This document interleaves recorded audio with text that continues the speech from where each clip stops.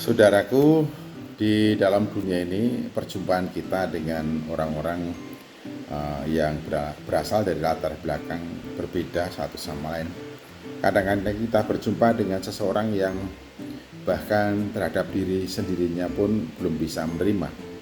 Hingga orang itu tidak ada rasa percaya diri, kurang yakin akan kapasitas dan kemampuan yang ada dalam dirinya, dan akhirnya orang tersebut serba bimbang, serba ragu untuk bergerak dan maju melakukan apapun berhubungan dengan kehidupannya, berhubungan dengan harapan dan keinginannya.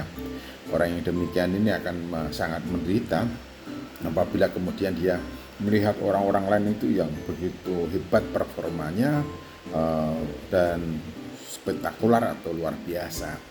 Memang mungkin ada rasa iri hati di dalam dirinya, mengapa aku kok tidak bisa seperti mereka, tidak bisa seperti mereka. Keinginannya sangat kuat sekali, tetapi oleh karena dirinya tidak atau belum bisa mengerti atau belum bisa menerima dirinya sendiri, maka sulit baginya untuk mencapai performa terbaik dari dalam dirinya. Hal itulah yang kemudian membuat orang itu minder, orang itu tidak mempunyai kepercayaan diri yang memadai untuk beraktivitas atau melakukan segala sesuatu, sekalipun sebetulnya punya keinginan untuk sukses orang lain, untuk sehebat atau secemerlang orang lain. Nah, mengapa demikian? Salah satu hal yang penting untuk kita sadari bersama yaitu kekhasan dan keistimewaan kita sebagai orang-orang percaya. Dikatakan, dijelaskan supaya dimengerti oleh kita semuanya bahwa setiap orang yang ada di dalam Yesus Kristus Tuhan adalah orang yang berbahagia oleh karena padanya dilimpahkan berkat yang sangat luar biasa. Dengan dan melalui Tuhan Yesus Kristus kita itu menjadi tahu bahwa sebetulnya sejak awal kita dilahirkan di dalam dunia ini dan sejak semula kita telah ditentukan oleh Allah menjadi pribadi-pribadi yang istimewa.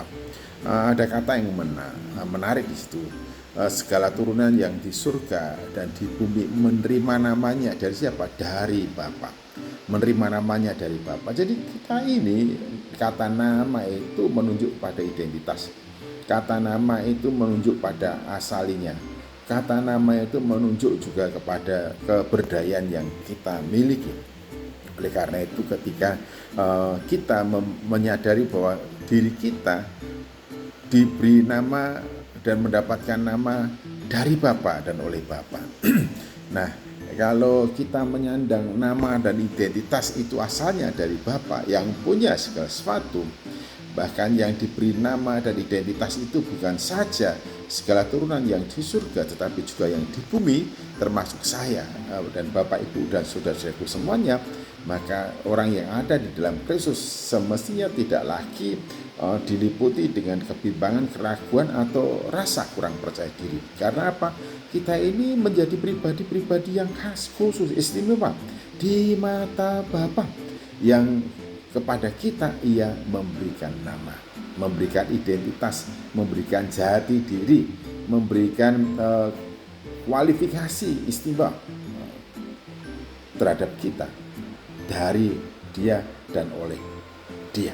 Oleh karena itu, maka sudah pada tempatnya jikalau kita itu mensyukuri keberadaan kita, mensyukuri kelahiran kita, mensyukuri kehidupan kita, lalu kita berbuat sedemikian rupa sesuai dengan nama yang diberikan oleh Bapa kepada kita.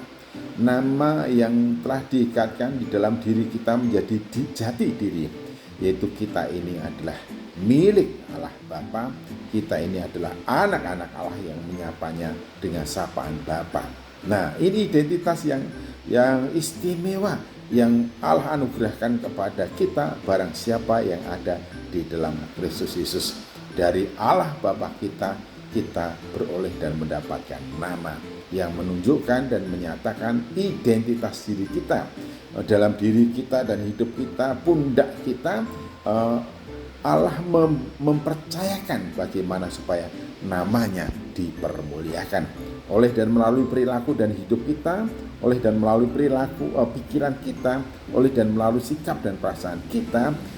Ketika kita menyandang identitas sebagaimana yang diberikannya oleh Allah Bapa kepada kita, maka mestinya seluruh kehidupan kita menyandang kemuliaannya, dan mestinya kita tahu, sadar dan pasti bahwa semestinya kita hidup bagi hormat kemuliaan Allah Bapa yang telah memberi identitas, jati diri, dan nama kepada kita.